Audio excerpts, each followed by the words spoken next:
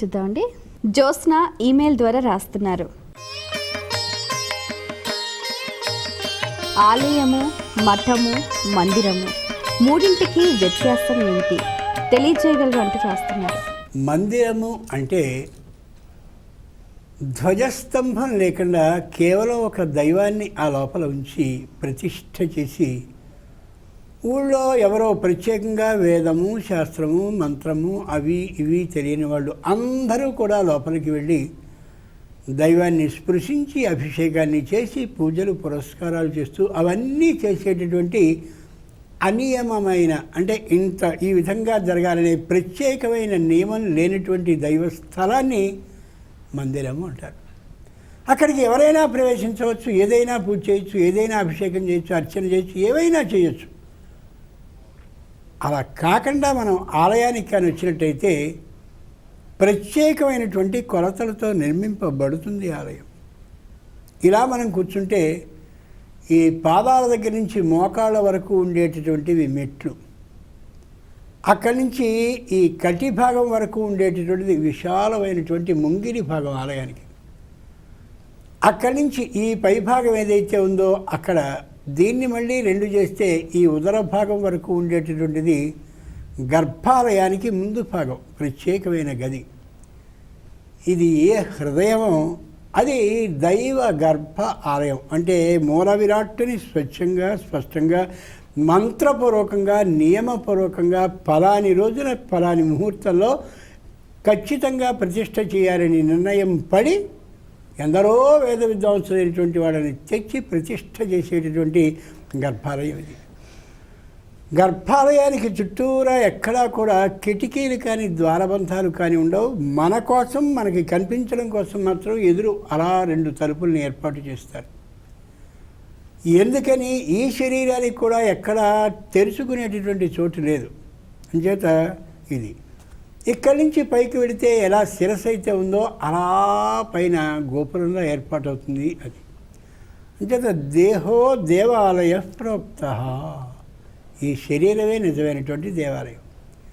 ఈ శరీరం అంతా ఇలా ఎలా నిలబడగలిగి ఉంటుంది? వెను ఎముక, వెన్ను ఎముక అనేది ఒకటి ఉంది కాబట్టి వెన్నెముక, వెను ఎముక, వెనుకగా ఉన్న ఎముక. ఆ ఎముకకి అన్ని శరీరంలో ఉండే అన్ని భాగాలకి సంబంధం ఏర్పాటు చేయబడి ఉంటుంది. అంచేతనే దురదృష్టవశాత్తు ఏదైనా గాయం పడినా లేదా దాడికి గురైనా లేదా ప్రమాదానికి గురైనా వెన్నెముకలోని ఏ భాగానికి దెబ్బతిందో ఆ భాగంతో అనుసంధానింపబడ్డటువంటి శరీర అవయవానికి నష్టం కలుగుతుంది. ఒకళ్ళకి కళ్ళు పోతాయి, ఒక్కొక్కళ్ళకి ఇతరమైనటువంటి భాగాలు పనిచేయకుండా చేయి కాలు పూర్తిగా ఆగిపోవడం జరుగుతాయి, చలనం లేకుండా. ఆ వెన్నెముక ఏ అవయవానికి అనుసంధానింపబడ్డ ప్రదేశంలో ఈ గాయమో దాడో ప్రమాదమో జరిగిందో అలా జరుగుతుంది. ఆ వెన్నెముక ఏదైతే ఉందో ఆ వెన్నెముక ధ్వజస్తంభం. అంతే ధ్వజస్తంభం అంతా పెట్టాక పైన ఇలా 3 ప్రత్యేకమైనటువంటి చట్టాలాంటివి ఏర్పాటు చేస్తారు.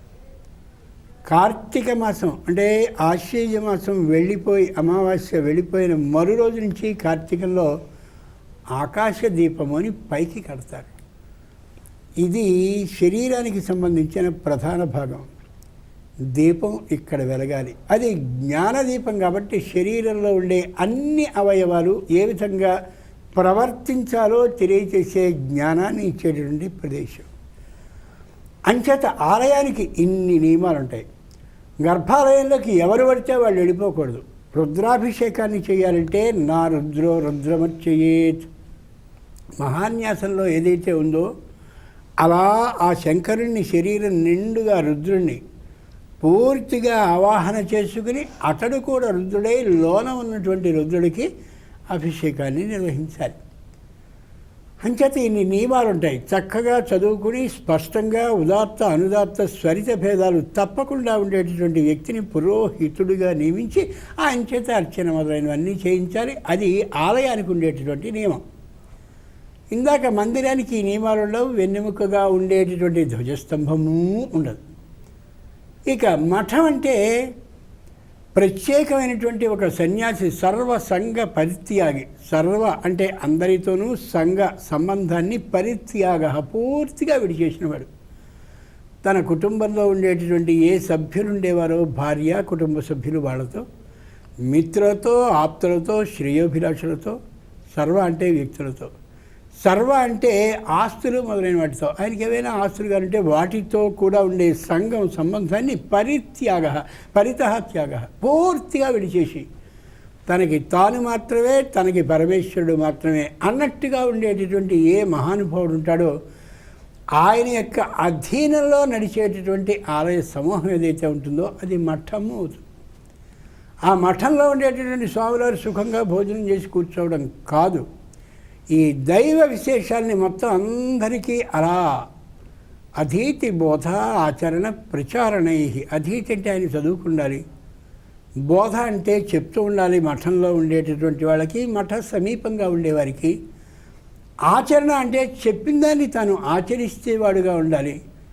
ప్రచారణం, శిష్య సంచారం అనే పేరిట వెళ్ళి ఈ మంచి మాటలనే 10 మందికి చెప్తూ లోకంలో ధర్మాన్ని వ్యాప్తి చేసేవారెవరో ఆయన ఆ సన్యాసి అవుతారు. ఆ సన్యాసి అధీనంలో ఉండేటటువంటిది మఠం. ఆ మఠానికి అనేకమైనటువంటి శాఖలు ఉండొచ్చు.